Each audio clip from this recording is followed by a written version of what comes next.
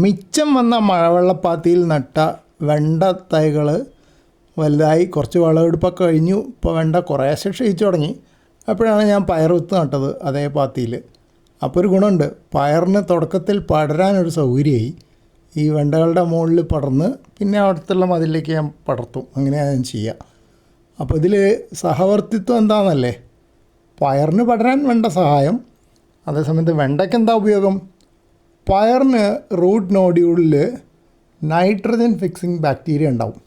ആ ബാക്ടീരിയ അന്തരീക്ഷത്തിൽ നിന്ന് നൈട്രജൻ വലിച്ചെടുത്ത് വളമാക്കി മാറ്റും. അപ്പോൾ ആ വളം വെണ്ടയ്ക്ക് ഉപയോഗപ്പെടും എന്ന് ഞാൻ പ്രതീക്ഷിക്കുന്നു. ഇനിയിപ്പോൾ വെണ്ടയ്ക്ക് ഇപ്പോൾ ഉപയോഗപ്പെട്ടില്ലെങ്കിലും ആ വളം കുറച്ച് അവിടെ മണ്ണിൽ ചേരുകയും പിന്നീട് അടുത്ത കൃഷിക്കെങ്കിലും ഉപയോഗപ്പെടും. ഇത് സാധാരണ ക്രോപ്പ് റൊട്ടേഷനായിട്ടാണ് ചെയ്യാറ്. ഒരു തരം വിള കൊയ്ത് കഴിഞ്ഞാൽ വേറൊരു തരം വിള ഇടും. അപ്പോൾ അതിൽ പലപ്പോഴും ഇങ്ങനെ പയറുവർഗ്ഗങ്ങൾ നടുക എന്നുള്ളത് മണ്ണിൻ്റെ ഫലഭൂയിഷ്ടി വർദ്ധിക്കാൻ സഹായകമാകുന്ന ഒരു കാര്യമാണ്.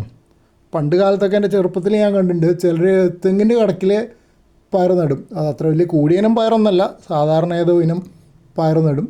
എന്നിട്ട് പൂവും കായൊക്കെ ആകുമ്പോൾ നല്ലോണം വളർന്നു കഴിഞ്ഞാൽ, പൂവും കായ ആവണമെന്നില്ല, അവർ ഉഴുതു മറിച്ച് ആ പയർ ചെടികൾ മൊത്തമായിട്ട് തെങ്ങിൻ്റെ കടക്കിൽ വളമായിട്ട് ചേർക്കും. അത് ഞാൻ കണ്ടിട്ടുണ്ട്.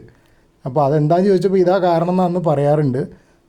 സാധാരണയുള്ള കൃഷി വിജ്ഞാനം നമ്മുടെ നാട്ടുകാരുടെ ഇടയിലുണ്ടായിരുന്നതാണ്. അതിന് ശാസ്ത്രീയ വശമുണ്ട്.